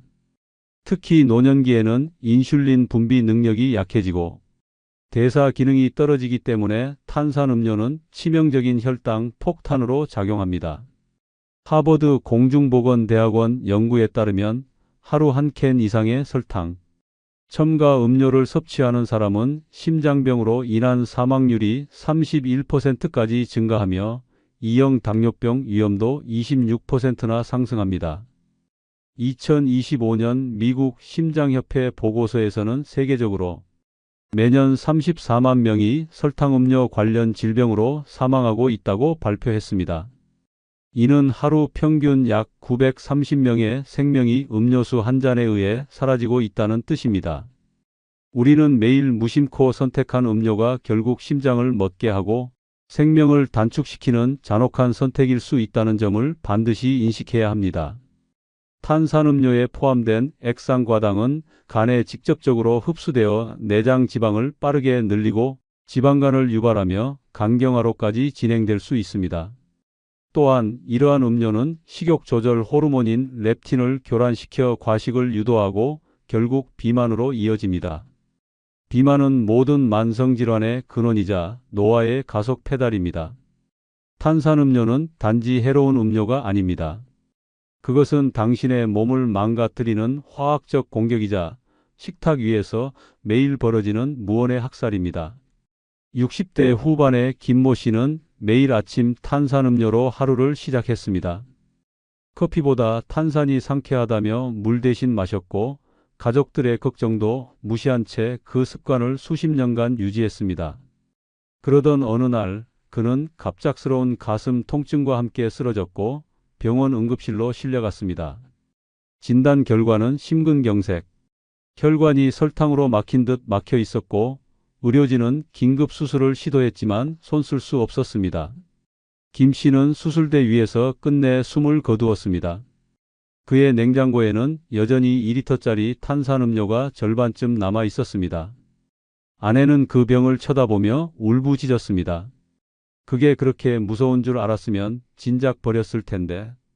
이 한마디는 수많은 노년층에게 경고가 되어야 합니다. 탄산음료는 결코 가볍지 않습니다. 그것은 당신의 심장을 조여오는 달콤한 죽음입니다. 수명을 빠르게 단축시키는 세 번째 음식은 고카페인, 폭탄인 에너지 음료입니다. 겉보기에는 활력을 주는 음료처럼 보이지만 그 속에는 심장 박동 이상과 고혈압을 유발하는 치명적인 요소들이 숨어 있습니다. 특히 노년층에게는 이러한 음료가 수명을 단축시키는 직접적인 원인이 될 수 있습니다. 에너지 음료에는 일반적으로 300mg 이상의 카페인이 포함되어 있으며 이는 커피 한 잔의 3배에 해당하는 양입니다. 또한 당분 함량도 높아 한 캔에 50g 이상의 설탕이 들어있는 경우도 있습니다. 이러한 고카페인과 고당분의 조합은 심장 박동을 빠르게 하고 혈압을 상승시키며 심장에 과도한 부담을 줍니다. UC 데이비스 헬스의 연구에 따르면 에너지 음료를 섭취한 후 심장 세포의 기능이 변화하여 심장이 불규칙하게 뛰거나 빠르게 뛸 수 있다고 합니다. 또한 에너지 음료에 포함된 타우린과 구아라나 같은 성분은 카페인의 자극 효과를 증폭시켜 심장 박동 이상과 고혈압의 위험을 더욱 높입니다. 미국 심장협회의 연구에서는 에너지 음료를 섭취한 후 4시간 동안 심장의 전기 활동이 비정상적으로 변화하고 혈압이 상승하는 현상이 관찰되었습니다. 노년기에는 신체의 대사 능력이 저하되고 심혈관계의 탄력성이 감소하기 때문에 이러한 자극에 더욱 취약합니다. 에너지 음료의 지속적인 섭취는 심장질환, 고혈압, 뇌졸중 등의 위험을 증가시키며 이는 결국 수명의 단축으로 이어질 수 있습니다. 실제로 65세의 박모 씨는 매일 아침 에너지 음료를 마시는 습관을 가지고 있었습니다. 그는 피로를 극복하기 위해 에너지 음료를 선택했지만 어느 날 갑작스러운 가슴 통증과 호흡 곤란으로 병원에 실려갔습니다. 진단 결과는 심장 박동 이상과 고혈압이었습니다. 의사는 그의 에너지 음료 섭취 습관이 주요 원인 중 하나라고 판단하였습니다. 그는 치료를 받았지만 이미 심각한 상태였고 결국 몇 달 후 세상을 떠났습니다. 그의 가족은 그가 매일 마시던 에너지 음료를 보며 깊은 후회를 느꼈습니다. 그저 피곤해서 마셨을 뿐인데 왜 그게 생명을 앗아간 거죠? 이 한마디는 수많은 노년층에게 경고가 되어야 합니다. 에너지 음료는 결코 가볍지 않습니다. 그것은 당신의 심장을 조여오는 고카페인 독약입니다. 에너지 음료의 섭취를 줄이고 건강한 식습관을 유지하는 것이 노년기의 건강을 지키는 데 중요합니다. 당신의 건강과 수명을 지키기 위해 오늘부터라도 에너지 음료를 멀리하시기 바랍니다. 수명을 빠르게 단축시키는 네 번째 음식은 튀김류입니다. 튀김류는 노년기의 건강을 위협하는 바삭한 독약입니다. 겉보기에는 바삭하고 고소한 맛으로 입맛을 돋우지만 그 속에는 건강을 해치는 치명적인 요소들이 숨어 있습니다. 특히 노년층에게는 이러한 음식이 수명을 단축시키는 직접적인 원인이 될 수 있습니다.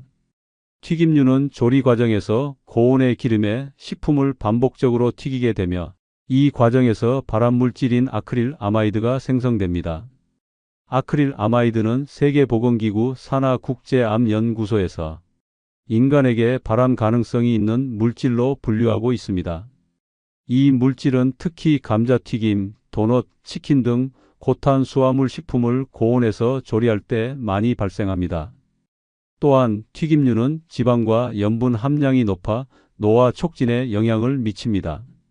지방의 과다 섭취는 체내 염증을 유발하고 이는 심혈관 질환, 당뇨병, 비만 등의 만성 질환으로 이어질 수 있습니다.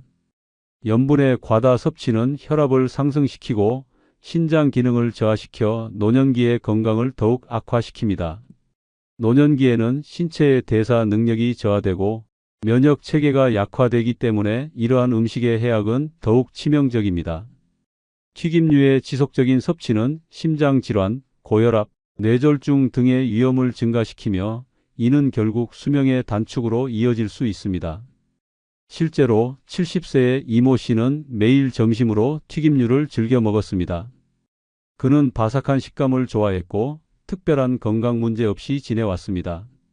하지만 어느 날 갑작스러운 가슴 통증과 호흡 곤란으로 병원에 실려갔고 심장질환 진단을 받았습니다. 의사는 그의 튀김류 섭취 습관이 주요 원인 중 하나라고 판단하였습니다. 그는 치료를 받았지만 이미 심각한 상태였고 결국 몇 달 후 세상을 떠났습니다. 그의 가족은 그가 매일 먹던 튀김류를 보며 깊은 후회를 느꼈습니다. 그저 맛있어서 먹었을 뿐인데 왜 그게 생명을 앗아간 거죠? 이 한마디는 수많은 노년층에게 경고가 되어야 합니다. 튀김류는 결코 가볍지 않습니다. 그것은 당신의 건강을 조여오는 바삭한 독약입니다. 튀김류의 섭취를 줄이고 건강한 식습관을 유지하는 것이 노년기의 건강을 지키는 데 중요합니다. 당신의 건강과 수명을 지키기 위해 오늘부터라도 튀김류를 멀리하시기 바랍니다. 수명을 빠르게 단축시키는 5번째 음식은 포화지방과 당분이 많은 아이스크림입니다. 아이스크림은 노년기의 건강을 위협하는 달콤한 독약입니다. 겉보기에는 시원하고 부드러운 맛으로 입맛을 돋우지만 그 속에는 건강을 해치는 치명적인 요소들이 숨어 있습니다. 특히 노년층에게는 이러한 음식이 수명을 단축시키는 직접적인 원인이 될 수 있습니다. 아이스크림은 포화지방과 당분이 풍부하여 대사 건강에 해롭습니다. 포화지방은 혈중 저밀도 콜레스테롤 수치를 높여 심혈관 질환의 위험을 증가시키며 당분은 혈당을 급격히 상승시켜 인슐린 저항성을 유발합니다. 이러한 요소들은 노년기의 대사 기능 저하와 맞물려 건강을 더욱 악화시킵니다. 또한 아이스크림은 고칼로리 식품으로 과도한 섭취는 체중 증가와 비만으로 이어질 수 있습니다. 비만은 당뇨병, 고혈압, 심장병 등 다양한 만성 질환의 주요 원인 중 하나입니다. 노년기에는 체중 조절이 어려워지므로 이러한 음식의 섭취는 더욱 주의가 필요합니다. 실제로 68세의 김모 씨는 매일 저녁 아이스크림을 즐겨 먹었습니다. 그는 달콤한 맛에 중독되어 하루도 빠짐없이 아이스크림을 섭취했고 가족들의 걱정에도 불구하고 그 습관을 고치지 않았습니다. 그러던 어느 날 그는 갑작스러운 가슴 통증과 호흡 곤란으로 병원에 실려갔고 심장질환 진단을 받았습니다. 의사는 그의 아이스크림 섭취 습관이 주요 원인 중 하나라고 판단하였습니다. 그는 치료를 받았지만 이미 심각한 상태였고 결국 몇 달 후 세상을 떠났습니다. 그의 가족은 그가 매일 먹던 아이스크림을 보며 깊은 후회를 느꼈습니다. 그저 맛있어서 먹었을 뿐인데 왜 그게 생명을 앗아간 거죠? 이 한마디는 수많은 노년층에게 경고가 되어야 합니다. 아이스크림은 결코 가볍지 않습니다. 그것은 당신의 건강을 조여오는 달콤한 독약입니다. 아이스크림의 섭취를 줄이고 건강한 식습관을 유지하는 것이 노년기의 건강을 지키는 데 중요합니다. 당신의 건강과 수명을 지키기 위해 오늘부터라도 아이스크림을 멀리하시기 바랍니다. 수명을 빠르게 단축시키는 여섯 번째 음식은 간 기능 저하와 면역력 감소를 일으키는 알코올입니다. 알코올은 노년기의 건강을 조용히 파괴하는 은밀하고도 치명적인 독약입니다.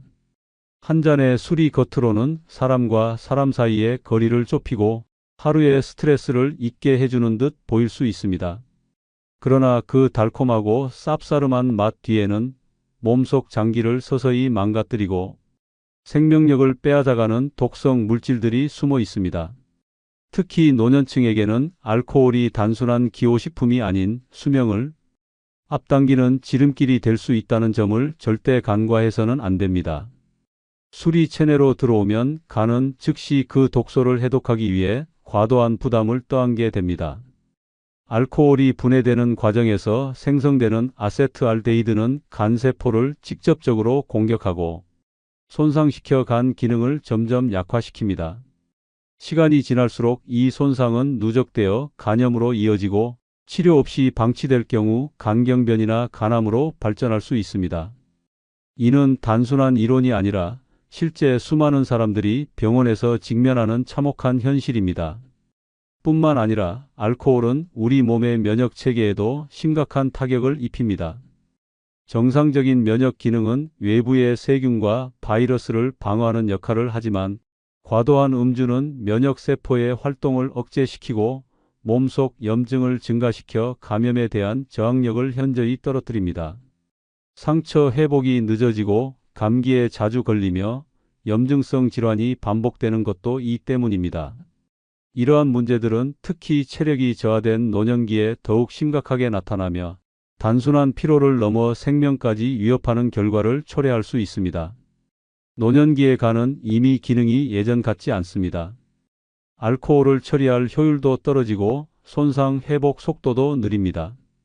그럼에도 불구하고 많은 이들이 퇴직 후에 무료함이나 외로움 혹은 오랜 습관 때문에 여전히 술을 곁에 두고 있습니다. 그러나 이런 선택은 단순한 음주가 아닌 생명을 갉아먹는 선택일 수 있습니다.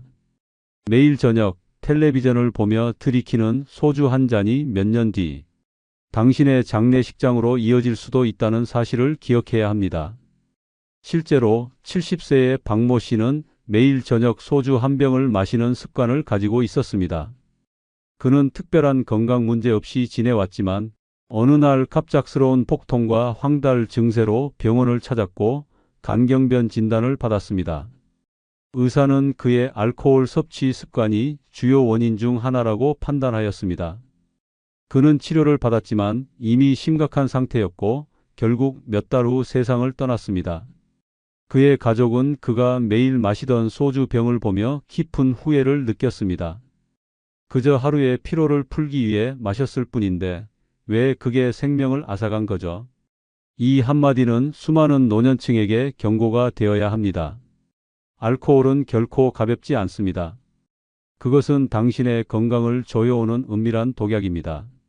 알코올의 섭취를 줄이고 건강한 생활 습관을 유지하는 것이 노년기의 건강을 지키는 데 중요합니다. 당신의 건강과 수명을 지키기 위해 오늘부터라도 알코올을 멀리하시기 바랍니다. 수명을 빠르게 단축시키는 일곱 번째 음식은 통조림과일입니다. 통조림 과일은 노년기의 건강을 조용히 무너뜨리는 달콤한 함정입니다. 보기에는 손질할 필요 없이 간편하고 과일의 맛을 오래 유지할 수 있는 똑똑한 선택처럼 보일 수 있습니다. 하지만 그 속을 들여다보면 치명적인 당분과 첨가물이 당신의 건강을 서서히 좀먹고 있는 위험한 실체가 드러납니다. 노년층에게 이러한 식품은 단순한 간식이 아니라 수명을 서서히 단축시키는 달콤한 독일 수 있다는 사실을 절대 간과해서는 안 됩니다. 대부분의 통조림 과일은 묽은 물이 아니라 고농도 설탕 시럽에 담겨 있습니다. 이 시럽은 단지 보존을 위한 액체가 아닙니다. 그것은 당분이 포화된 위험한 액체이며 과일 속으로 깊이 스며들어 과도한 당 섭취를 유도합니다. 매일 이 과일을 섭취한다는 것은 매일 설탕을 숟가락으로 떠먹는 것과 다름없습니다.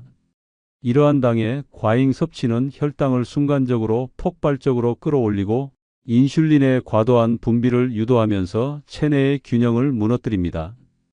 시간이 지나면서 인슐린이 제대로 작용하지 못하는 인슐린 저항성이 생기고 이는 곧바로 제2형 당뇨병의 발병으로 이어집니다.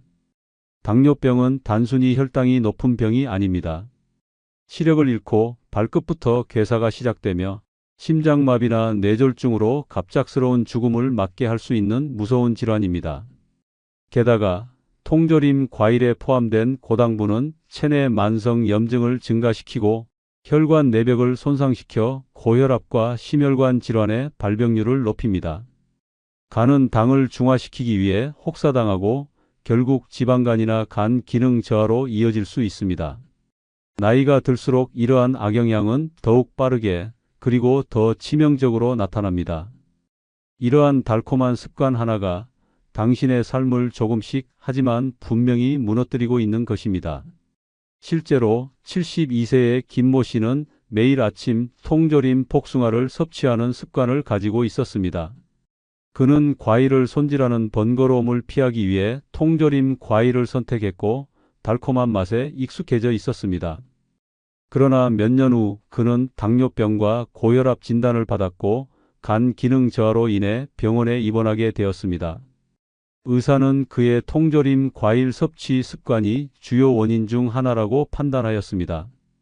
그는 치료를 받았지만 이미 건강 상태는 심각하게 악화되어 있었고 결국 몇 달 후 세상을 떠났습니다. 그의 가족은 그가 매일 먹던 통조림 과일을 보며 깊은 후회를 느꼈습니다. 그저 편리해서 먹었을 뿐인데 왜 그게 생명을 앗아간 거죠? 이 한마디는 수많은 노년층에게 경고가 되어야 합니다. 통조림 과일은 결코 가볍지 않습니다. 그것은 당신의 건강을 조여오는 달콤한 함정입니다. 통조림 과일의 섭취를 줄이고 신선한 과일을 선택하는 것이 노년기의 건강을 지키는 데 중요합니다. 당신의 건강과 수명을 지키기 위해 오늘부터라도 통조림 과일을 멀리하시기 바랍니다. 늙어서도 어디서나 환영받는 사람들 중 첫 번째는 자식 자랑보다 남 칭찬을 잘하는 사람입니다. 늙어서도 어디를 가나 환영받는 사람들의 가장 큰 특징 중 하나는 바로 이 자세입니다. 누구나 자기 자식은 귀하고 잘났다고 생각합니다. 하지만 자식 자랑은 듣는 이에게 피곤함과 질투심, 때로는 열등감을 안기며 대화를 피하고 싶게 만듭니다. 자식 자랑은 본인은 기분 좋을지 몰라도 듣는 사람은 마음이 서늘해지는 이야기입니다. 노인정, 경로당, 교회, 동네 모임에서 자식 자랑을 늘어놓는 사람은 어느새 사람들 사이에서 외톨이가 됩니다. 우리 아들은 미국에 있어요. 우리 딸은 대기업 다녀요. 손주는 장학금 받고요. 처음에는 다들 와 좋으시겠어요. 라고 반응하지만 그 말이 반복되고 과해질수록 사람들의 표정은 점점 굳어집니다. 남의 자식이 잘 되는 이야기는 하루 이틀이면 듣기 싫어지는 법입니다. 듣는 사람은 나도 모르게 내 자식과 비교하게 되고 괜히 초라한 마음이 들며 거리를 두게 됩니다. 반면 남을 칭찬하는 사람은 다릅니다. 그 집 며느리 참 살뜰하더라. 저 양반은 늘 웃는 얼굴이야. 동네 청년이 인사 잘하더라. 같은 말은 사람들의 마음을 녹입니다. 듣는 이의 기분을 좋게 만들고 주변을 환하게 밝히며 자연스럽게 호감이 쌓입니다. 칭찬은 분위기를 부드럽게 만들고 관계를 편안하게 이어줍니다. 말 한마디로 사람의 마음을 열게 하고 다시 그 사람을 만나고 싶게 만듭니다. 노년기에 진짜 지혜로운 사람은 자신이 아닌 남을 빛나게 합니다. 칭찬은 부자가 아니어도 학벌이 없어도 누구나 할 수 있는 최고의 선물입니다. 특히 같은 또래 어르신들 사이에서 남을 세워주는 사람은 중심이 됩니다. 누구나 그 사람 옆에 있으면 마음이 편하고 내 이야기를 편하게 꺼낼 수 있다고 느낍니다. 결국 모임에서도 길거리에서도 병원에서도 그 사람이 있으면 분위기가 좋아지고 그 사람 없으면 허전해지는 존재가 됩니다. 이제는 자식 자랑보다는 주변을 따뜻하게 칭찬하는 지혜가 필요합니다. 그 사람이 늙었어도 어디서나 환영받는 진짜 이유는 말 한마디에 사람을 살리는 힘이 있기 때문입니다. 수원의 박정혜 할머니는 77세입니다. 동네 경로당에서 누구보다 인기가 많습니다. 하루라도 박 할머니가 안 보이면 오늘 왜 안 오셨지? 하고 다들 걱정할 정도입니다. 그런데 특별히 잘난 것도 없고 대단한 자식 자랑도 하지 않습니다. 오히려 모임에선 늘 다른 사람들 이야기를 먼저 꺼냅니다. 어제 김 여사님이 만든 반찬 내가 진짜 맛있게 먹었어요. 최 여사님 손주 사진 봤는데 너무 귀엽더라 같은 말로 항상 남을 칭찬합니다. 어느 날 한 어르신이 조심스럽게 물었습니다. 박 여사님은 자식 자랑 안 하세요? 딸도 서울 살고 아들도 외국 있다면서요. 그때 박 할머니가 한 말이 전설처럼 회자됩니다. 내 자식이 잘난 건 내 복이고 남 자식이 잘난 건 그 집 복이지. 나는 그냥 좋은 이야기만 하고 싶어요. 그 말에 다들 고개를 끄덕이며 박수를 쳤습니다. 그 이후로 박 할머니는 동네에서 칭찬 장인이라는 별명을 얻었습니다. 누가 머리를 새로 했는지, 누가 건강이 좋아졌는지, 누가 새 옷을 입었는지 박 할머니는 다 기억하고 칭찬합니다. 사람들이 박 할머니를 기다리고 함께 하고 싶어 하는 이유는 단 하나입니다.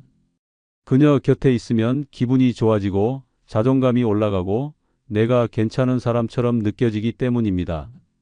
늙어서도 어디서나 환영받는 비결은 어렵지 않습니다. 자식 자랑보다 남 칭찬을 먼저 하는 것, 그것이야말로 사람을 끌어당기는 말의 힘입니다. 그리고 그 힘은 노년에 외롭지 않게 사는 가장 따뜻한 무기입니다. 두 번째는 언제나 상대를 존중하는 말을 쓰는 사람입니다. 언제나 상대를 존중하는 말을 쓰는 사람입니다. 나이를 먹는다고 다 존경받는 시대는 끝났습니다. 이제는 말 한마디에 사람의 격이 드러나는 시대입니다. 나이 든 사람이 하는 말이라고 다 옳고 다 받아들여지는 것은 아닙니다. 특히 노년에 접어들면 무심코 던진 한마디가 누군가에겐 비수처럼 꽂히고 관계를 단절시키는 원인이 되기도 합니다. 말은 나이보다 무섭고 나이보다 오래 남습니다. 무례한 말은 순간의 실수 같지만 듣는 사람에겐 평생의 기억이 됩니다. 나 때는 안 그랬어. 그 나이에 그게 뭐야? 어디서 감히 같은 말은 아무리 정답을 말하고 있어도 틀린 방식입니다. 자신은 나이로 상대를 눌렀다고 생각하지만 듣는 사람은 마음을 닫고 멀어지게 됩니다. 결국 그 사람은 어느 모임에서도 환영받지 못하고 만나도 피하고 싶은 사람이 됩니다. 존중은 어렵지 않습니다. 고생 많으셨겠어요. 그럴 수도 있죠. 제가 잘 몰랐네요. 같은 말에는 힘이 있습니다.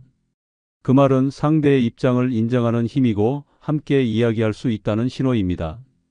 말투 하나 바꿨을 뿐인데 분위기는 달라지고 관계는 부드러워집니다. 나이가 들수록 더 부드러운 말을 써야 합니다. 그래야 나이 든 사람이 아닌 나이 들어 멋진 사람으로 남을 수 있습니다. 노년은 말을 내려놓아야 빛나는 시기입니다.